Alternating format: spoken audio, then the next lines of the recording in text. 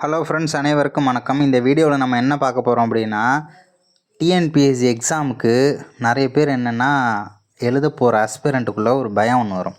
எந்த மாதிரியான பயம் வரும் அப்படின்னா, ஐயோ நிறைய பேர் எக்ஸாமுக்கு படிச்சுக்கிட்டு இருக்காங்களே, எப்படா நம்ம இவ்வளோ பேருக்கு டஃப் கொடுக்க போகிறோம் அப்படின்னு சொல்லி. இது எப்படி எனக்கு தெரியும்னா, நான் இப்படி தானே பயந்தேன். ஓகேவா? அதாவது இவ்வளோ பேர் படிக்கிறாங்களே, இவ்வளோ பேரை நம்ம ஜெயிச்சு மேலே வந்துட முடியுமா, இதெல்லாம் நடக்கிற காரியமா அப்படின்னு சொல்லிட்டு நம்ம எல்லாருக்குள்ளேயுமே ஒரு கேள்வி ஓடிக்கிட்டு இருக்கோம். அது யார் மனசுலையுமே ஓடாமலாம் கண்டிப்பாக இருக்காது. எல்லாருமே யோசிச்சிருப்போம் அதை பற்றி. ஓகேவா? இப்போ உதாரணத்துக்கு ஒரு எக்ஸாம், இப்போ குரூப் 4 வருதுன்னு வச்சுப்போம். அடுத்த கால்ஃபரே வந்தாலும் 20 லட்சத்துலேருந்து 25 லட்சம் பேர் வரைக்கும் அப்ளை பண்ணுறாங்க. என்னடா இவ்வளோ பேர் அப்ளை பண்ணுறாங்க, எங்கே தான் இருக்குங்க இவ்வளோ பேர் அப்ளை பண்ணால் நம்ம எப்படி இதுக்குள்ளே மேலே வர்றது அப்படிங்கிற ஒரு பயம் நமக்கு வரும். அதே மாதிரி அதில் எக்ஸாம் எழுத போகிறது எத்தனை பேர் அப்படின்னு பார்த்தோம்னா, அதாவது எக்ஸாம் ஹாலுக்கு எக்ஸாம் அன்றைக்கி அட்டன் பண்ண போகிறது யார் அப்படின்னா 18 லட்சத்துலேருந்து 20 லட்சம் பேர் தான் எழுத போகிறாங்க.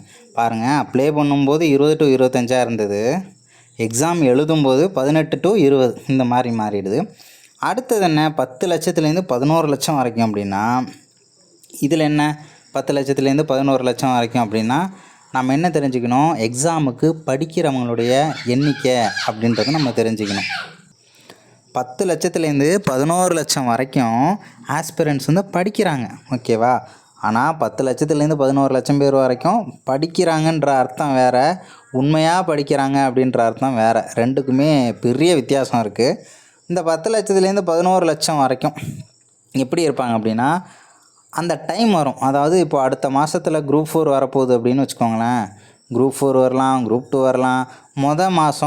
ஒரு 2 மாதம். ஓகேவா? அந்த 2 மாதத்துக்கு என்ன பண்ணுவாங்க, அந்த 2 மாதத்தில் படித்து நான் எக்ஸாம் பாஸ் பண்ணிவிடுவேன் அப்படின்ட்டு பயங்கர ஒரு கான்ஃபிடென்ட்டில் வருவாங்க. ஓகேவா?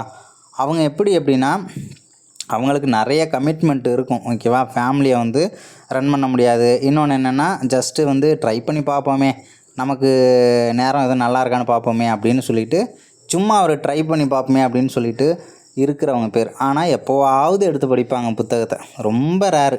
மாதத்தில் ஒரு நாள்னு சொல்ல முடியாது, மாதத்தில் ஒரு 3 மணி நேரம் 4 மணி நேரம் இப்படி படிப்பாங்க.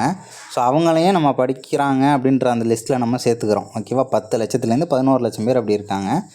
அந்த 11 லட்சம் பேருக்குள்ளே எத்தனை பேர் உண்மையாக படிக்கிறாங்கன்னு வச்சுக்கோங்களேன். உண்மையாக படிக்கிறதுன்றத அர்த்தமே ரொம்ப வித்தியாசமாக இருக்கும். எவ்வளோ பேர் உண்மையாக படிக்கிறாங்க அப்படின்னா, நீங்கள் கணக்கு பண்ணி பார்த்தீங்கன்னா லட்சம்லாம் கண்டிப்பாக போகாது. அதிகபட்சம் 20,000லேருந்து 40,000 பேர் வரைக்கும் தான் உண்மையாகவே படிக்கிறாங்க. இன்னும் பார்த்தோம்னு வச்சுக்கோங்களேன், ஒரு 10,000 கூட சேர்த்துக்கோங்க. 20,000லேருந்து 50,000 பேர் வரைக்கும் தான் உண்மையாக படிக்கிறாங்க.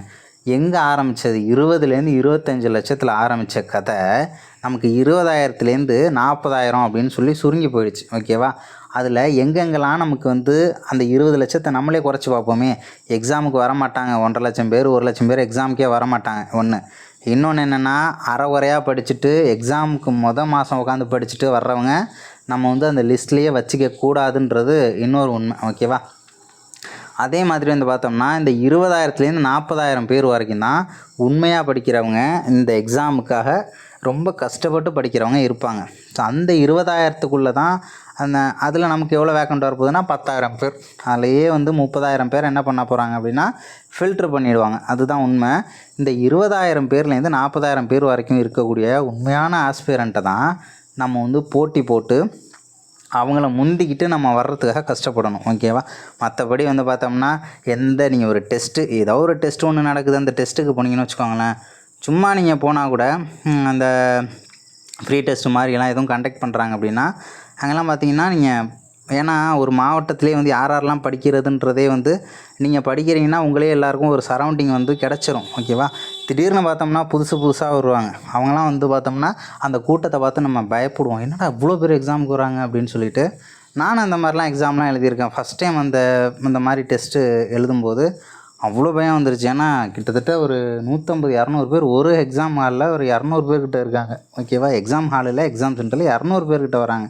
என்னடா ஒரு டெஸ்ட்டு தான் எழுத வந்திருக்கோம், என்னடா இவ்வளோ பேர் இருக்காங்களே அப்படின்னு பார்க்கும்போது, கடைசியில் அந்த டெஸ்ட்டில் நான் 2nd மார்க்கு, என் ஃப்ரெண்டு 1st மார்க். அதுக்கப்புறமும் திரும்ப இன்னொரு டெஸ்ட் எழுதணும்.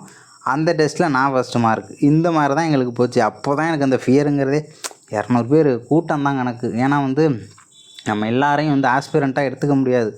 கூட்டம் அதில் எத்தனை பேர் உண்மையாக இருந்திருப்பாங்க அப்படின்னா, நான் ஃபஸ்ட்டு வந்தேன் செகண்ட் வந்தேன் அப்படின்றதுனால நான் மட்டும்தாங்க ஆஸ்பிரண்ட் அப்படின்னு கிடையாது. அதில் அதிகபட்சம் என்னென்னா ஒரு 50 பேர் இருந்திருப்பாங்க, அவ்வளோதான். அப்போ இதிலையே நம்ம வந்து 4ல் 1 பங்கு தான் படிக்கிறவங்க, ஓகேவா. பேலன்ஸ் இருக்கக்கூடியவங்களாம் யார் அப்படின்னா, அந்த சீசன் அந்த டைமுக்கு மட்டும் பருவக்காற்று வீசுது இல்லையா, ஸோ அந்த மாதிரி பருவக்காற்று மாதிரி அப்பப்போ வந்துட்டு போவாங்க. ஆனால் அவங்களுக்குள்ளேயும் ஆசைகள் இருக்கும். அதனால் நீங்கள் அவங்கள பற்றி கணக்கு, அது அவங்கள பற்றி பயப்படணுங்கிற அவசியமும் நமக்கு கிடையாது.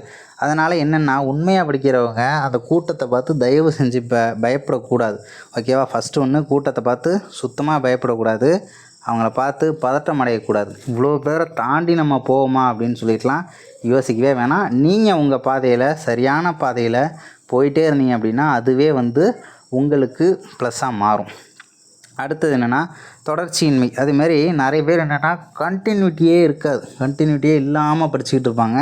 அந்த மாதிரி படிக்கக்கூடாது. இப்போ வாரத்தில் வந்து 7 நாள் இருக்குன்னா, ஃபஸ்ட் நான் திங்கக்கிழமை படிக்கிறேன், செவ்வாய்க்கிழமை படிக்கிறேன், அதுக்கப்புறம் 5 நாள் அப்படியே கேப் விட்றக்கூடாது. திங்கக்கிழமை படிக்கணும், செவ்வாய்க்கிழமை படிக்கணும், புதன்கிழமை படிக்கணும், வியாழன், வெள்ளி, சனி, ஞாயிறு, இந்த 7 நாளுமே நம்ம படிக்கணும். சரி, இப்படியே படிச்சுக்கிட்டு இருந்தோம்னா நமக்கு ஸ்ட்ரெஸ் ஆகாதா அப்படின்னு சொல்லி யோசிக்கும். அதே மாதிரி என்னைக்காவது ஒரு 2 நாள், ஒரு 4 நாள் மட்டும் வந்து பார்த்தோம்னா கொஞ்சம் டஃப்பான சப்ஜெக்ட்டு, கொஞ்சம் ஈஸியாக நம்ம வந்து ஈஸியாக ஹேண்டில் பண்ண முடியாத அளவுக்கு மனப்பாடம் பண்ணி ஆகணும் அப்படின்ற மாதிரி கொஞ்சம் டஃப் கொடுக்குதுல்ல சில சப்ஜெக்ட்டு, அந்த மாதிரி சப்ஜெக்டை வச்சுக்கோங்க. அந்த 2 நாள் உங்களுக்கு பிடிச்ச சப்ஜெக்டை படிங்க. 2-3 நாள் என்னென்னா உங்களுக்கு பிடிச்ச சப்ஜெக்ட்டு தமிழ் எடுத்து ரிவிஷன் பண்ணுங்கள். ஆல்ரெடி படிச்சிருந்தீங்கன்னா ரிவிஷன் பண்ணுங்கள். படிக்கலைன்னா தமிழ் எடுத்து படிங்க. தமிழ்லாம் ஈஸியாக தானே இருக்கும். அதே மாதிரி வந்து பார்த்தோம்னா இந்த ஆல்ரெடி நீங்கள் படித்த யூனிட்ஸ் எடுத்து ரிவிஷன் பண்ணுங்கள். உங்களுக்கு ரொம்ப பிடிச்ச யூனிட்டாக இருந்தாலும் பரவாயில்ல, அந்த யூனிட்டை நீங்கள் 50 டைம் படித்தாலாக இருந்தாலும் பரவாயில்ல, அந்த யூனிட் எடுத்து ரிவிஷன் பண்ணுங்கள். ரிவிஷன் பண்ணுறது என்றைக்குமே கெட்டு போகாது.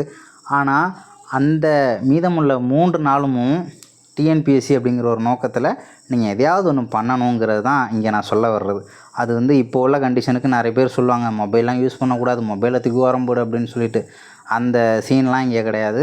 மொபைல் யூஸ் பண்ணுங்கள். யூடியூப்பில் நிறைய பேர் வீடியோலாம் போட்டிருப்பாங்க, ஸோ அதெல்லாம் கூட நீங்கள் ஃபாலோ பண்ணலாம். நானும் அந்த மாதிரி தான் பண்ணிக்கிட்டு இருப்பேன். என்னென்னா ஜஸ்ட்டு கேட்டுங்க, காதால் கேட்டுக்கோங்க, அவ்வளோதான். அதுவும் நல்லா ஈஸியான சப்ஜெக்டாக இருந்துச்சு அப்படின்னா ஜஸ்ட்டு கேளுங்க. ப்ரீவியஸ் இயர் கொஸ்டின் யாரும் போட்டிருந்தாங்கன்னா அதை பார்க்கலாம். ஸோ அந்த மாதிரி வந்து நம்ம நேரத்தை வந்து கால விரயம் பண்ண போகிறதில்ல. அதுவும் வந்து எக்ஸாமில் மார்க் எடுக்கக்கூடியதற்கான ஒரு முதலீடுன்றதை நம்ம ஃபஸ்ட்டு தெரிஞ்சுக்கணும். அதே மாதிரி நமக்குள் ஒரு கேள்வி அப்படின்னு பார்த்தோம்னா, நம்மளால் முடியுமா அப்படின்னு சொல்லி தயவு செஞ்சு யோசிக்காதீங்க. நீங்கள் உங்கள் வழியில் சரியாக போனீங்க அப்படின்னா நீங்கள் தான் டாப்பர். உங்களை தாண்டியெல்லாம் வேறு யாருமே கிடையாது. எதுக்குமே கவலைப்படாதீங்க. இது நாள் வரைக்கும் என்ன பண்ணீங்க, அதை இனிமேலும் செய்யுங்க, அவ்வளோதான். உங்களுக்கு நீங்கள் உண்மையாக இருக்கீங்களே, எப்பா இன்றைக்கி நான் ஒரு 4 மணி நேரம் திருப்தியாக படித்தேன்ப்பா அப்படின்னு உங்கள் மனசு ஏற்றுக்குதா, போதும், அவ்வளோதான். யாரும் வந்து உங்களை வந்து டிஸ்டர்ப் பண்ண போகிறதும் கிடையாது, உங்களை அடிச்சுக்கிறதுக்கு ஆளும் கிடையாது. இதுதான் ப்ராக்டிக்கல், ஓகேவா.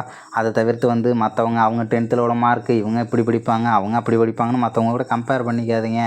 எக்ஸாம் ஹாலில் இருக்கக்கூடிய நிலமை வேறு மாதிரி இருக்கும் எல்லாருக்குமே. சிலருக்கு அப்படியே உல்ட்டாவாக மாறும், சிலருக்கு அப்படியே தலைகீழ மாறி அது வேறு மாதிரி அப்படியே மாற்றி விட்டுரும். எக்ஸாம் ஹாலுங்கிறது டோட்டலாக டிஃப்ரெண்ட்டாக இருக்கும், ஓகேவா.